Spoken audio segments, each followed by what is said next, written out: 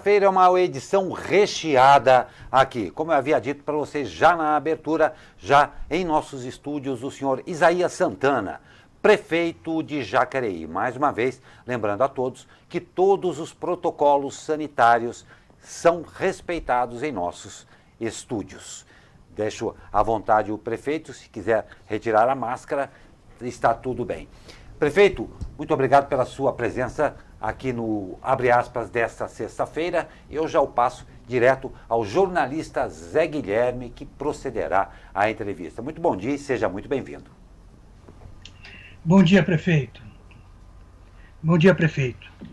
Está me ouvindo? Sim, muito bem. Bom dia, José Guilherme. Bom dia, Glauco. Parabéns à emissora SP Rios, parabéns ao Maurício por 10 anos de compromisso com a verdade, com a transparência e com o divertimento, porque afinal de contas, notícias e cultura fazem muito bem para a nossa população. Então, eu queria começar nossa conversa com um tema que está movimentando a Jacareí, que é plano diretor, né? Foi uma agenda conturbada por conta da pandemia e tal, mas agora vocês estão prestes à eleição da gestão dessa revisão, não é isso? Agora vai, prefeito? Estamos otimistas. Além da pandemia que nos atrapalhou durante esses 2 anos, já que o plano diretor pressupõe discussões públicas, reuniões, encontros, eventos, também nós tivemos uma grande dificuldade de convencer os representantes da Defensoria Pública e do Ministério Público do formato, do modelo. Isso porque quando se discute procedimentos, na verdade, se tem ideias inibidoras, né? As pessoas que não querem mudanças, as pessoas que não querem alteração no zoneamento, as pessoas que não querem rever determinadas categorias de uso, as pessoas que pensam que não deve ser estimulado o desenvolvimento da cidade, a ampliação das áreas para negócios, para as indústrias, e as pessoas que têm um apego excessivo à preservação ambiental, sem descuidar do meio ambiente, mas olhando para a necessidade do ser humano ampliar o espaço de ocupação, elas acabam se apegando ao procedimento para impedir a discussão. Mas conseguimos convencer, conseguimos chegar num formato que permitirá no próximo ano a discussão e levar à Câmara um projeto atual, um projeto que atenda às expectativas, mas que tem um grande compromisso com as áreas que precisam ser preservadas, sim, com as áreas que precisam ser mantidas na nossa cidade. Nós temos 2/3 do território sem ocupação humana, portanto temos uma área grande a ser preservada, mas áreas que já estão sendo ocupadas pela população nas suas múltiplas necessidades precisam de segurança jurídica.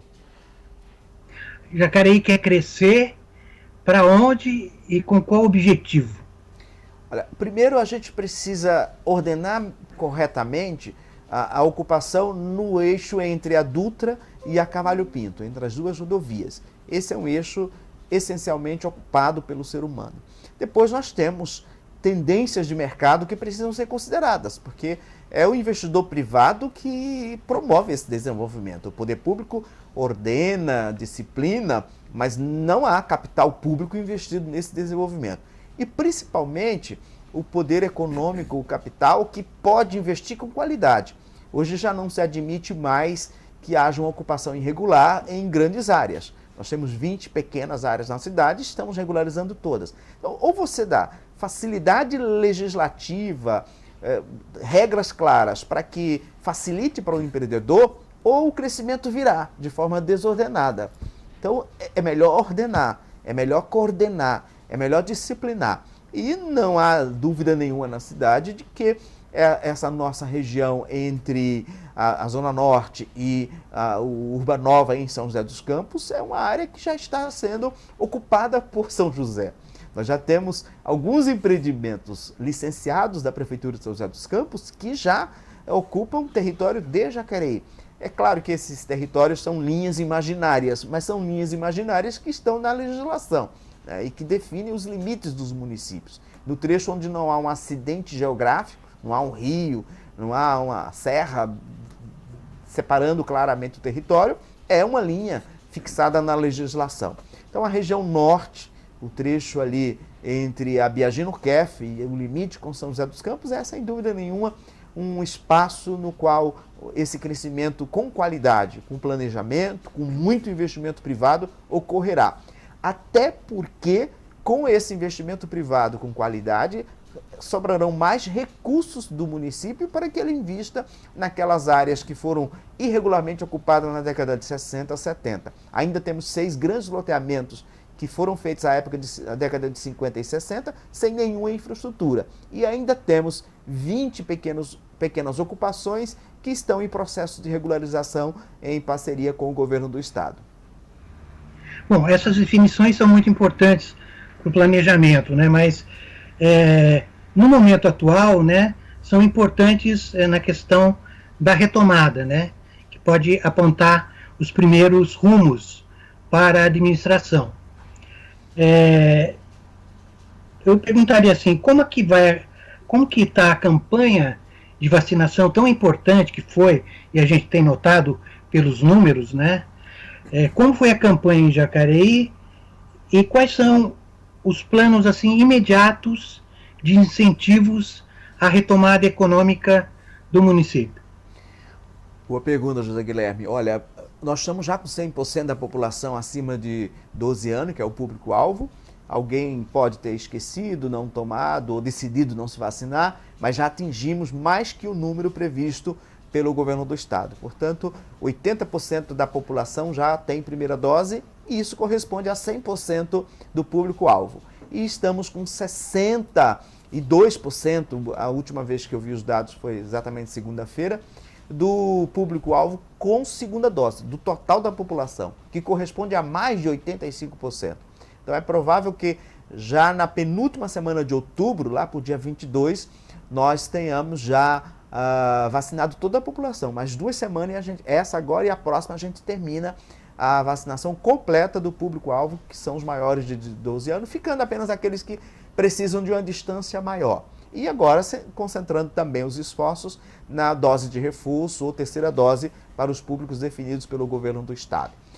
Durante a pandemia, nós já fizemos uma adaptação da legislação, implementando no município a lei da liberdade econômica, facilitando o que podemos nos pequenos comércios, nas pequenas indústrias, naquelas que não precisam de licença ambiental, que não precisam de licença da vigilância sanitária, já podem funcionar. Criamos lá a figura do alvará automático, sendo em conformidade com o nível de uso e ocupação do solo, não precisando de licença da vigilância sanitária, nem de licença ambiental, já pode funcionar, basta protocolar o pedido, e mesmo que precise de licença, pode funcionar provisoriamente por 6 meses, e nesses 6 meses a gente corre para formalizar o licenciamento. Então, toda essa facilidade para a criação de empresa, o funcionamento de estabelecimentos, nós já adequamos à legislação do município.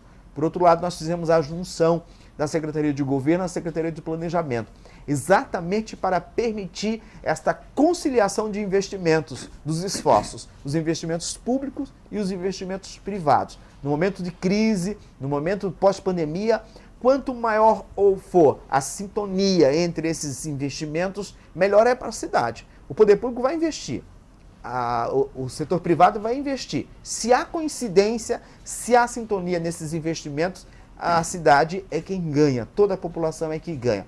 Nosso governo não tem nenhum tipo de preconceito com o empreendedor privado, muito pelo contrário, estamos sempre abertos a receber, sabendo que é papel do Estado observar a legislação, exigir o cumprimento da legislação protetiva e socorrer aqueles que ficam pelo caminho, aqueles que não conseguem ser incluídos nem no mercado de trabalho, nem no mercado de acesso aos bens indispensáveis para uma vida em sociedade.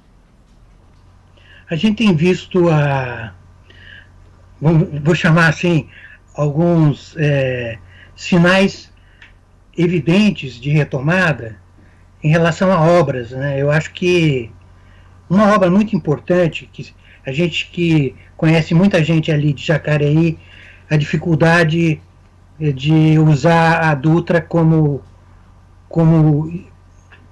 meio de locomoção, e agora a gente vê um avanço nas obras do anel viário, né? Como é que estão as obras do anel viário? Quando é que isso vai ser concluído? O senhor já tem uma noção disso? Sim. Essas obras estão sendo financiadas com os recursos que obtivemos no CAF e tem garantia de recursos. Isso é um grande avanço, porque abrir obra, começar uma obra que exige grandes recursos, dependendo do recurso orçamentário normal, não é possível. Os recursos orçamentários normais são insuficientes para sustentar a educação, a saúde e a assistência.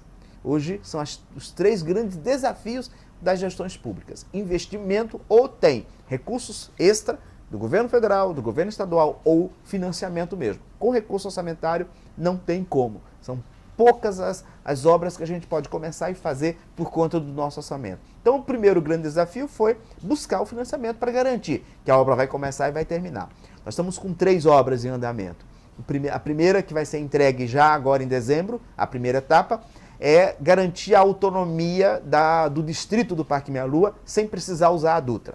Nós tivemos um problema sério na greve dos caminhoneiros, que ficamos 20 dias sem poder fazer limpeza do bairro, sem entrarem os caminhões para fazer limpeza, dado o bloqueio.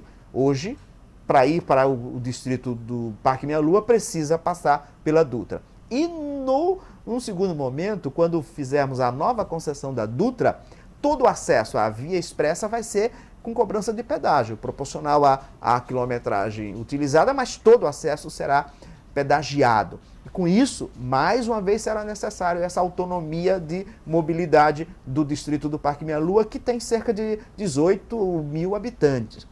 A segunda obra é exatamente a duplicação da Castelo Branco. A Castelo Branco é um corredor industrial. Além de ter grandes indústrias nelas instaladas, entre elas uma cervejaria, é o acesso para Biagino Kef, que é um novo corredor industrial. Ali tem o parque industrial, a montadora chinesa, e o crescimento futuro da cidade vai ser usando a Biagino Kef. Então resolver logo esse problema de passagem pela Castelo Branco é fundamental. E entre a Castelo Branco e a Malaquiaça, nós estamos fazendo a terceira ponte, uma via de mais ou menos 900 metros, que vai permitir a ligação no futuro, e a gente vai avançar bastante nesses 2 anos, entre a primeira entrada de São José dos Campos e a primeira entrada de São Paulo. Então a primeira entrada de São Paulo, que é a Lucas Nogueira 6, e a última entrada, ou a primeira na direção do Rio de Janeiro, São José dos Campos, que é a Getúlio Vargas, serão interligados por fora dos bairros, que é a parte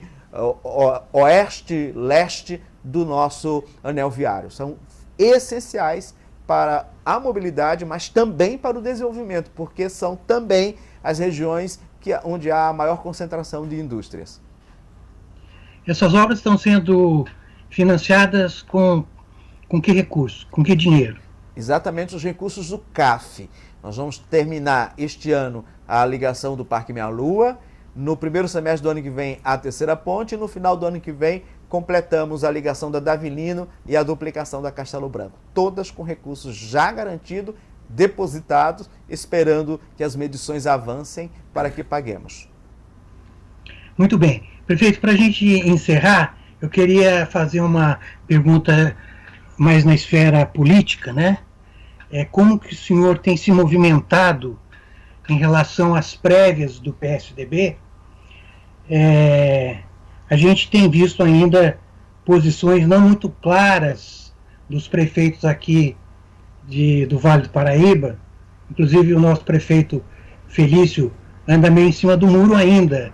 Eu queria saber qual é a sua posição em relação às prévias do PSDB. Eu vou trabalhar, meu diretório, os secretários do meu governo, os vereadores do meu partido, à exceção de um que eu não tive ainda a oportunidade de conversar sobre, para a candidatura do Eduardo Leite. Achamos que nós precisamos ter candidatos apropriados para o momento em que há disputa eleitoral. E não tenho dúvida de dizer que Eduardo Leite é um candidato muito mais competitivo neste momento que o governador João Dória, porque eu tenho o maior respeito e acho que ele está no direito de postular. Mas pensando no Brasil, pensando no desafio de agregar forças, pensando no desafio de não entrar nessa disputa absurda e louca entre quem grita mais, quem tem mais ódio, quem é mais corrupto, quem é mais rachadinho, quem desune mais a sociedade. Eu não tenho dúvida de que o perfil do Eduardo Leite, jovem, empreendedor, com um governo que tem raízes na social-democracia, nos grandes exemplos do PSDB. Eu vejo no governo do Eduardo Leite exemplos que vi em Montoro, exemplos que vi em Mário Covas, exemplos que vi em José Serra, exemplos que vi em Fernando Henrique Cardoso, exemplos que vi em Geraldo Alckmin. Então a visão que eu tenho do Eduardo Leite, da sua capacidade conciliatória, da sua capacidade de somar forças, de agregar e de ser um jovem pronto, preparado para esse tempo, é que me obriga a não ficar no muro, mesmo sendo o governador do meu estado, porque tenho maior admiração e respeito, mas para o Brasil, Eduardo Leite é melhor neste momento. Muito bem, prefeito, sucesso aí na condução do plano diretor. Muito prazer em ouvi-lo novamente e até uma próxima. Obrigado, hein? Eu que agradeço, e aproveitando a grande audiência da SP Rio+, cumprimentar todos os professores da rede pública, da rede privada e os meus colegas professores da Univap. A todos um feliz Dia dos Professores. Nós agradecemos mais uma vez a presença do prefeito de Jacareí, senhor Isaías Santana, a quem eu peço leve um grande abraço a essa minha querida Jacareí, terra dos meus pais. Muito obrigado pela sua presença, prefeito. E eu ressalto também a presença em nossos estúdios do assessor de comunicação da Prefeitura de Jacareí, senhor Idelter Xavier. Muito obrigado.